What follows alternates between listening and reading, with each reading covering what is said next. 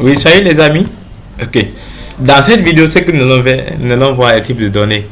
Comme dans la vidéo précédente, on a vu que le résultat, on devait casser les résultats. Mais vous allez me demander où j'ai pris ça. Non, j'ai pas pris ailleurs. On va le voir tout de suite. Vous verrez que c'est très simple avec Python.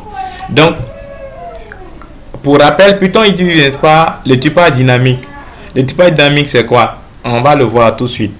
Je viens au niveau de ma console. Je mets par exemple n égale à 2, à 3 par exemple. Si je vais afficher n, j'appuie, je mets simplement n et puis j'ai mon résultat. Je mets par exemple encore n égale à 2,3. Je mets n et vous allez voir que mon résultat c'est 2,3. Je vais essayer de réduire un peu pour que vous puissiez voir. Attention, ok. Non, moi je n'aime pas. Ok. Voilà. Alors, normalement dans les autres langages de programmation ça va pas marcher.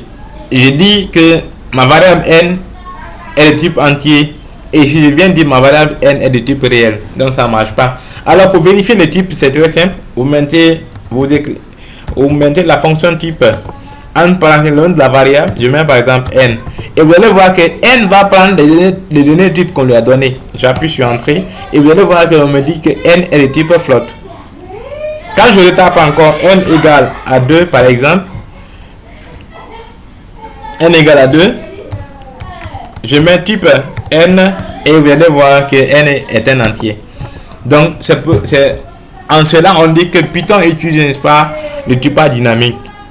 Donc voici comment on peut afficher le type des données, donc les flottants, des entiers et ainsi de suite. Si c'est un caractère aussi, une chaîne de caractères c'est la même chose. Donc je dis par exemple n égale à hello, voilà, entrée. Je vais afficher le type de n. Vous allez voir que n est, n'est-ce pas, une chaîne de caractères. Donc entrée, on me dit que n est une chaîne de caractères. Donc voici un peu Python. C'est un langage que moi j'aime beaucoup, hein. Franchement.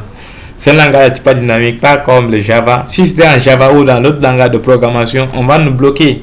Ça va pas passer. Donc les amis, je vous encourage à suivre cette formation jusqu'à la fin. Nous allons faire beaucoup de choses dans cette formation. Nous allons voir, comme nous avons commencé les bases, après les bases, nous allons voir beaucoup de choses. Donc je vous promets, c'est déjà promis, c'est garanti.